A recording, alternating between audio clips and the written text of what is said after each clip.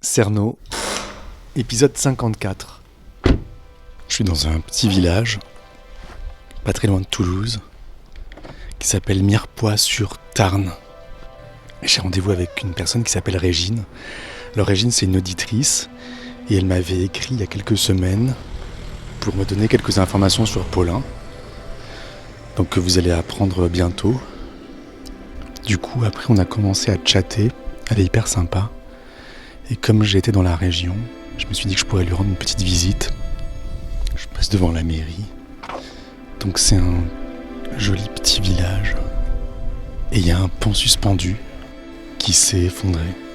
C'est assez flippant. J'ai rendez-vous à 14h. Je suis un peu en retard. Je passe devant un monument aux morts. Il n'y a personne. Je suis arrivé. Thierry Paulin. Jean-Thierry Mathurin. Vous savez, les gars qui ont tué les petites vieilles dans le 18e. Oui. C'est des gens qui savent pas vivre, c'est tout. Ah, ok. On a ce devoir de mémoire. Est-ce que je peux entrer ? À 77 ans, la vieille dame n'avait aucun moyen de se défendre. On va aller prendre un café. C'est le début de la décadence. C'est ça la vie. Oh oui. Je fais un podcast. Toi, t'es un homme mort. Je trouve que ça dérange. On peut pas vous dire ce qu'on sait pas. Non. Vous avez des beaux yeux. La porte était entrouverte. J'ai senti comme si quelqu'un voulait me tuer. Je fais ce que je veux, mais j'aime pas qu'on m'emmerde. Personnellement, moi, il m'a rien fait.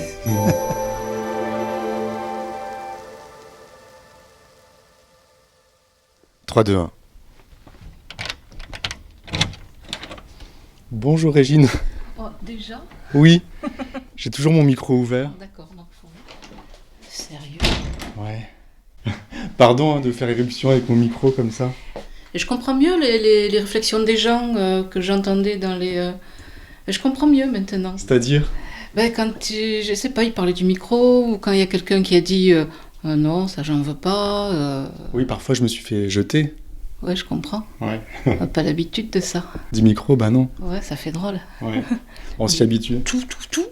Tout. Ouais. J'enregistre tout. Ouais. Je vais faire le café. Et vous avez plein de chats ? J'en ai que 4. 4, c'est déjà pas mal. Petite tasse, grande tasse. Petite.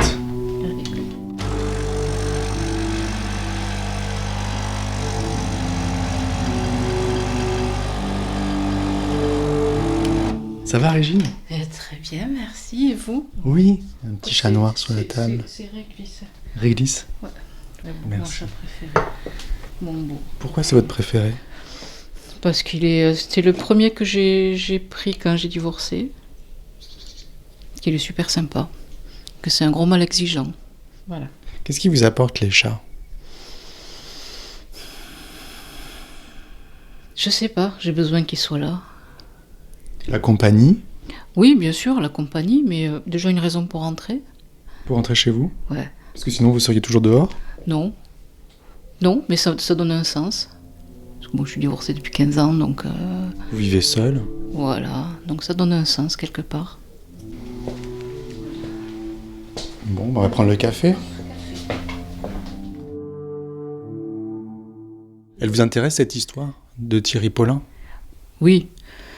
Ouais. Alors, j'aime pas quand c'est trop gore, des trucs comme ça, toutes les descriptions. Bon, je sais qu'il y a l'histoire de faire boire de la javel ou je sais pas trop quoi. Des stops. Tous ces trucs comme ça, je zappe. J'écoute pas ou je lis pas, j'arrive à passer. Mais après, tout le reste, je trouve ça... Je vais dire fascinant, ouais, quand même fascinant d'arriver à faire ça. Pourquoi, en fait ? Pourquoi tuer autant de femmes ? Et surtout... pour cette finalité-là, qu'on vole dans les supermarchés pour manger. Ouais. Ça ne me pose aucun souci. Mais qu'on tue quelqu'un pour aller faire la fête, ouais. Non, c'est très... C'est bizarre. L'argent justifie pas. Ouais. Alors, du coup, vous m'avez contacté il y a quelques mois sur Messenger pour me donner une info. Mes auditeurs ne sont pas encore au courant. Je ne les ai pas prévenus. D'accord. Vous m'avez dit que vos sœurs avaient connu Paulin. Oui. Quand il était ado. Voilà, qui fréquentait la même bande. En fait, il traînait avec mon ex-beau-frère. Donc il y avait mes sœurs, qui sont jumelles, et qui traînaient avec une bande de petits loupards. Des voleurs de mobilettes, ouais, ce genre-là. Et il y avait Paulin. Et j'avais le vague souvenir qu'à l'époque, quand c'était sorti, qu'il avait assassiné les vieilles femmes, elle m'avait raconté qu'elles avaient fait... elles étaient allées dans une maison qui était censée être hantée avec lui. Et qu'elle s'était sentie mal à l'aise. Alors, ça c'était donc une de mes sœurs, une des jumelles qui me racontait ça. Et l'autre qu'il a très peu connu, elle disait que c'était un gentil garçon. Donc je sais pas. Donc il y a une jumelle qui disait qu'il l'inquiétait, Oui. et l'autre qui disait que c'était un gentil garçon. Oui, c'est ça. C'est bizarre. Hein.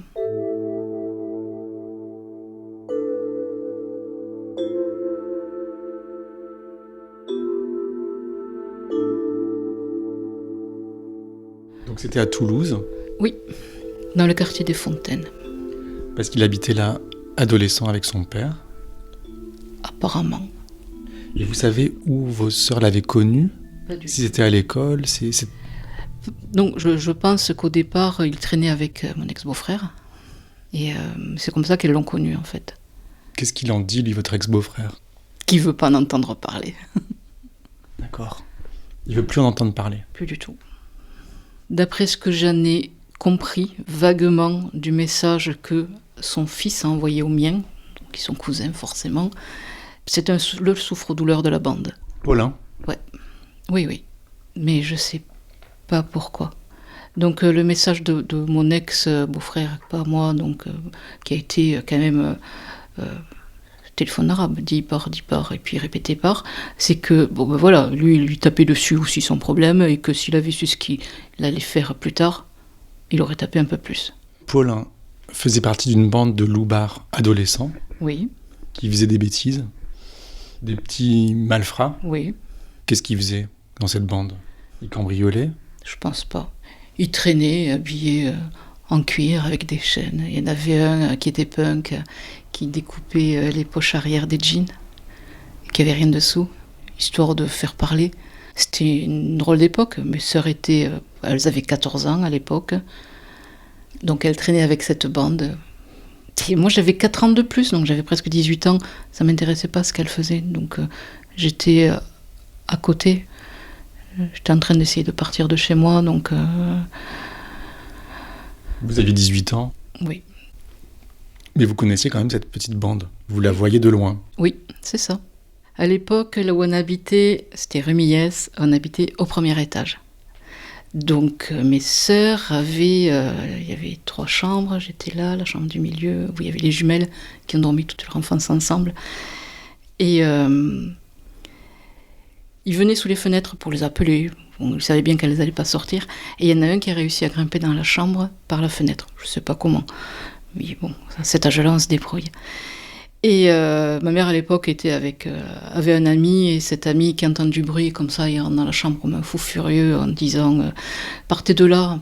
criant par la fenêtre « Partez de là, parce que j'ai un fusil, je vais vous tirer dessus et tout. » Et mes sœurs étaient couchées, elles faisaient les innocentes. Et il y avait un de ceux de la bande qui était sous le lit d'une.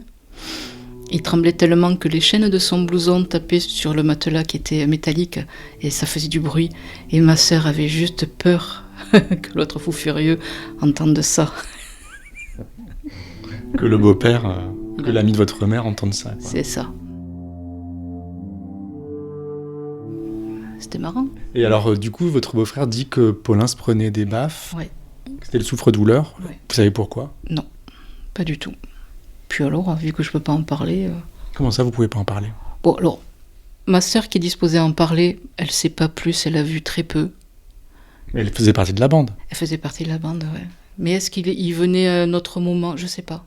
Elle pourrait me parler de la bande, votre sœur. Alors le truc, je lui ai dit, tu sais, mercredi, je déplaçais les chantiers parce que tac, tel, il vient et tout. Et elle m'a dit, surtout, je te préviens, tu lui donnes pas mon numéro de téléphone. Ah ouais. Elle veut pas me voir, votre sœur. Voilà. Pourquoi? Non, elle veut pas, ça l'intéresse pas, ça fait partie du passé, elle a pas du tout envie de... Elle a pas envie. C'est bête, hein? Ouais, c'est bête. Hein. En fait, moi, j'ai un trou noir. Je sais pas du tout ce que faisait Paulin quand il est arrivé de Martinique en France. Il est arrivé à Toulouse. Ouais. Je sais pas du tout ce qu'il a fait jusqu'à son départ à Paris. Et du coup, c'est précieux ce que vous me dites. Et je me dis, ce garçon était mal aimé déjà en Martinique, probablement par sa mère un peu délaissée. Ouais. Il arrive en France, dans la famille de son père. Apparemment, il ne trouvait pas bien sa place dans la famille. Ouais. Et même parmi sa bande d'amis, apparemment, c'était un souffre-douleur. Ouais, c'est triste. C'est triste. Ouais, très très triste.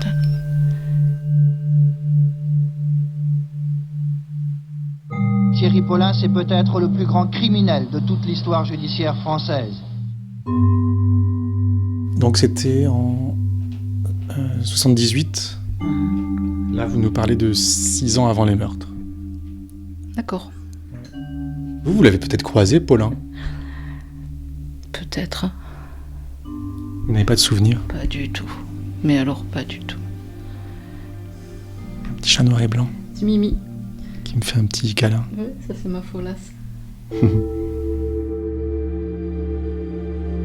C'est quel genre de quartier, le quartier des Fontaines? C'était un quartier de quel milieu social? Ça a bien changé. À l'époque, là où on habitait, c'est des HLM. Des HLM. On n'était pas spécialement pauvres, c'était des HLM, oui, il y a des bars, c'est très haut, enfin, là où je parle là, vraiment, là où j'habitais. Après, tout autour, il y avait des maisons. Maintenant, c'est hyper construit de partout. Il y a des maisons, il y a des jolis pavillons. Le milieu est un peu plus aisé, je vais dire. À l'époque, peut-être un peu moins, sans être... c'était pas le Mirail non plus. C'était un quartier quand même relativement tranquille.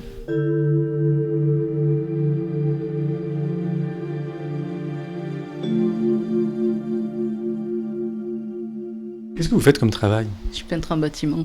C'est vrai? Oui. Vous êtes peintre en bâtiment? Oui. Il y a peu de femmes qui sont peintres en bâtiment. C'est vrai. On me le dit tous les jours. Comment vous en êtes arrivé à exercer ce métier? J'ai divorcé. Et je voulais faire un métier que je pouvais faire partout. Et je me suis dit, pourquoi est-ce que je ne me ferais pas payer pour faire quelque chose que je fais gratuitement partout? Parce que j'ai toujours fait plus ou moins ça, mais chez ma mère, chez mes sœurs, chez moi. Voilà. Et j'en suis assez fière. Pourquoi vous en êtes fière? Parce que ouais, c'est un milieu d'hommes et que j'ai réussi à faire mon trou là-dedans et que je trouvais ça génial. Physiquement, faut pas être une freluquette. Voilà. Des journées qui sont difficiles. Je rentre, je me mets là. Et je Sur le canapé? Oui. Ouais. Oui. Et vous êtes une bonne peintre? Oui. Oui, j'ai des clients qui m'appellent. Beaucoup de femmes aiment bien avoir une femme parce que d'abord c'est plus sécurisant pour elles. Combien de fois il y a des femmes qui m'ont dit « Ah, une femme, je vais pouvoir aller travailler, je vous laisse avec ma fille de 15 ans. » Elles avaient pris leur journée parce qu'elles ne voulaient pas laisser une gamine, une jeune femme avec un homme.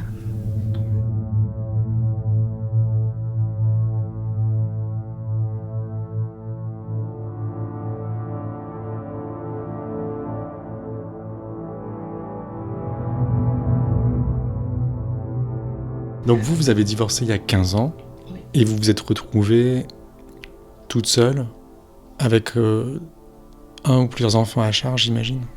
Avec mon plus jeune fils, puisque l'aîné était parti à l'armée. Vous êtes retrouvée sans argent? Bah si, avec le RMI. J'avais combien? 400 €. Ouais, quand j'y pense. Mon Dieu. Et je me dis, mais comment t'as fait?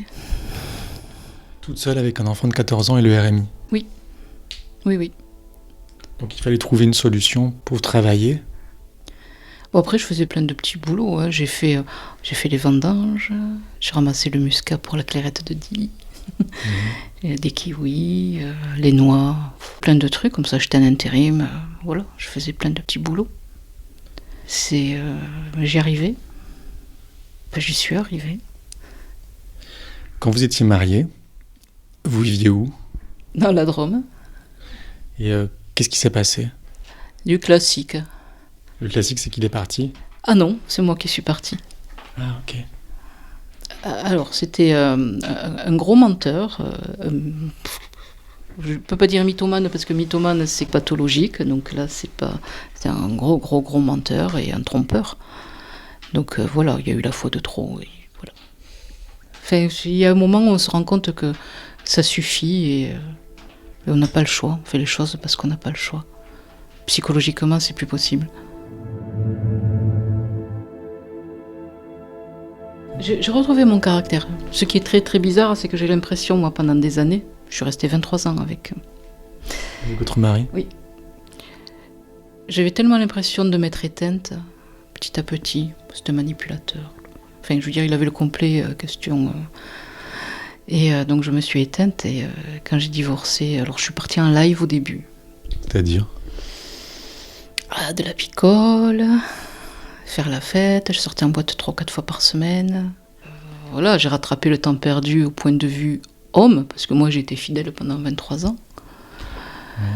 Ouais, c'était... je suis partie en live. Pourquoi vous dites ça? Vous avez rattrapé le temps perdu. Voilà.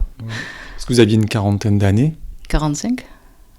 J'ai rencontré mon ex-mari, j'avais 18 ans, donc je me suis mariée à 19. C'est trop jeune. Quelle horreur. Oui.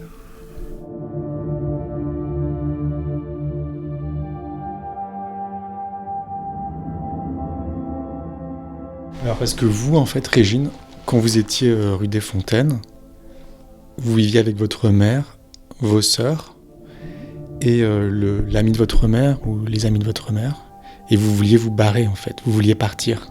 Oui. Et c'est là que j'ai rencontré mon futur mari. Et vous êtes précipité, en fait, dans ses bras pour partir de la maison? Quelque part, oui. Oui. Vous avez fui? Aussi, oui. Parce que vous n'aviez pas d'autre solution, vous ne pouviez pas partir toute seule. Oh, j'aurais pu travailler. Non, c'était pas... J'ai choisi la solution de facilité et celle qui m'emprisonnait le plus facilement. Vous étiez dépendante de votre mari, sans argent. C'est ça, tout le temps. C'est pour ça que j'aime pas trop regarder en arrière, parce que je me rends compte de tous les mauvais choix que j'ai faits et que moi maintenant, si je me voyais, je me secourais un peu en me disant non, mais tu peux pas faire ça, quoi. Vous êtes resté 25 ans avec votre mari? 23. Ouais. Vous avez perdu 23 ans de votre vie, pour vous? Non, c'est pas perdu. Non, j'ai mes fils. Ah, ils sont en photo derrière. Ah, c'est des baraques. Oui. Oui. Ils vous soutiennent? Oui. Ah oui. Ah oui. Ma vie me plaît, elle me convient. Là, vous êtes dans une maison, dans ce petit village, avec vos 4 chats, votre petit jardin, et vous êtes bien? Oui, tout à fait. Alors, qu'est-ce qui est le plus important pour vous dans la vie? Quelle question. Et comment on peut répondre à ça? Qu'est-ce qui est le plus important pour moi dans la vie? Alors, là, comme ça, premier truc, je dirais, c'est d'être autonome. Si c'est dans ce genre de truc qu'il faut aller. Ah, vous allez où vous voulez. D'accord, ok. C'est d'être autonome, en sachant que c'est une situation qui ne durera pas. L'autonomie? Ouais. Pourquoi? Parce que je n'aurai pas de retraite. Et qu'il y a un moment où, financièrement, je vais me retrouver avec une misère. Et qu'à ce moment-là, il va falloir que j'arrive à composer avec j'en sais rien. Et voilà, c'est pour ça que c'est important d'être autonome. Ouais, c'est important de dire ça, en fait. Oui, mais j'aurais dû le savoir plus tôt. Vous n'êtes pas rendu compte? Non, pas du tout. Pas du tout. À ce moment-là, je vivais dans... on est éternel quand on a 18 ans. J'essaie de dire ça à mes belles-filles. Faut bosser. Faut pas dépendre d'un homme. Mais absolument pas. Oh non, ça c'est se mettre, j'allais dire, dans les griffes du diable.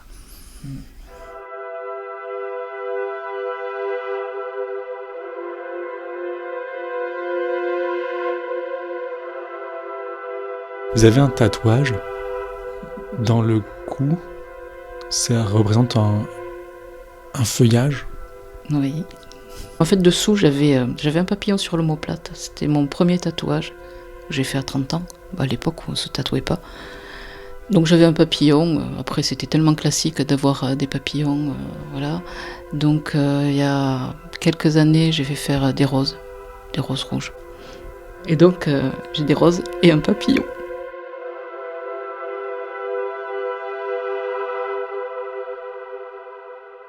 Donc en fait, vous parliez un peu du milieu tout à l'heure, du milieu dans lequel vous étiez à Toulouse, quand vous étiez adolescente. Vos sœurs étaient c'était l'époque un peu punk, etc. Oui. Vous n'avez pas participé à ce mouvement-là? Pas du tout. Non. Et vos sœurs, oui? Oui. Vos sœurs étaient punk? Mes sœurs se baladaient en blouson en cuir avec des chaînes et elles sortaient avec des punks. Donc, Est-ce que c'était pour dire merde, pour sortir un peu du milieu familial? c'est possible. Ouais. J'ai jamais vraiment réfléchi à ça. Parce que je me dis que peut-être que pour Paulin, c'était ça. Oui. Ouais. Parce qu'au niveau familial, ouais, c'était pas... Vous étiez dans une famille, on peut dire, recomposée? Même pas. Votre mère vivait avec un homme qui n'était pas votre père? Voilà. Parce que votre père était mort? Oui, quand j'avais 14 ans. Donc elle s'est mise avec lui assez rapidement après. Ce type qui était un peu violent, d'après ce que vous décrivez? Oh, c'est un ancien légionnaire qui était alcoolo aussi. Et visiblement très amateur de petites filles.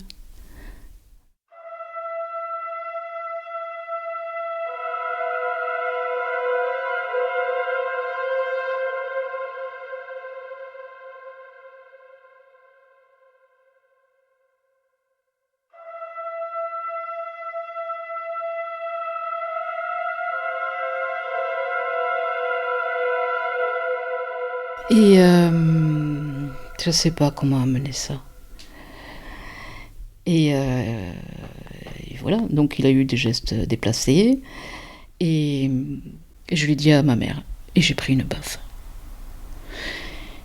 Pour dire à quel point le dire, j'ai pas utilisé les mots qu'il fallait, le bon vocabulaire, je l'ai pas décrit ce qu'il m'avait fait.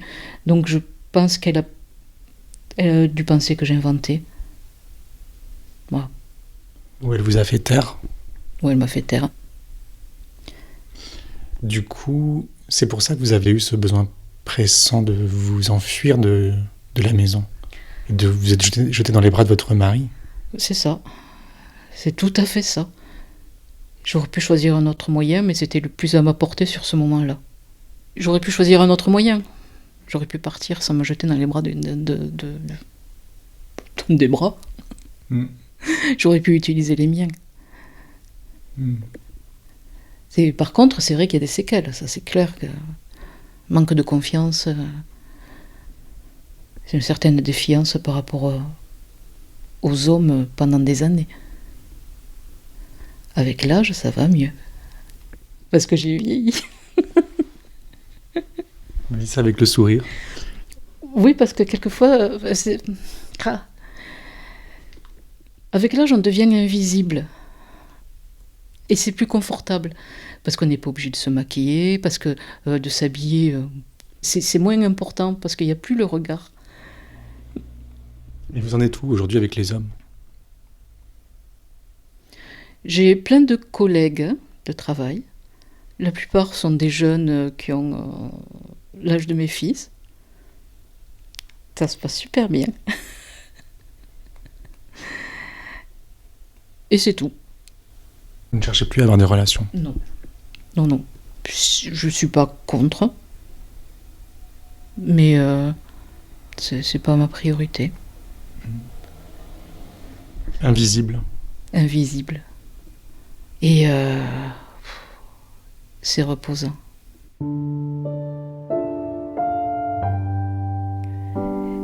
Mais on ne se rend pas compte le nombre de chacals qu'il peut y avoir. Et ça impacte vraiment... ça a impacté ma vie quand même. Ouais.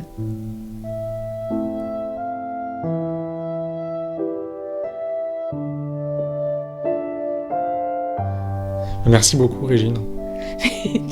Oui, tout le plaisir a été pour moi.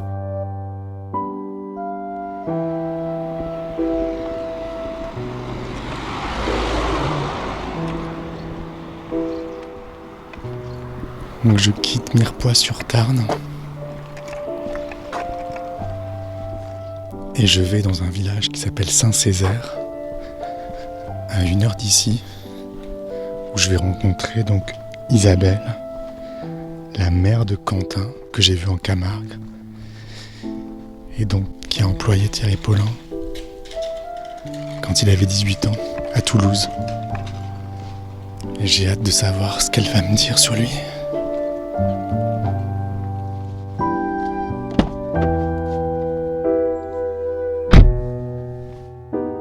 À suivre.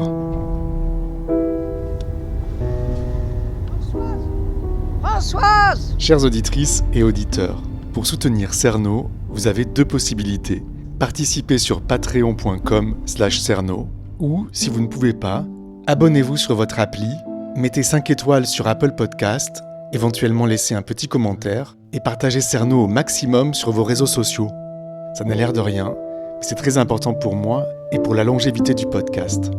Merci beaucoup, à dimanche prochain, et d'ici là, ne laissez pas traîner vos grands-mères.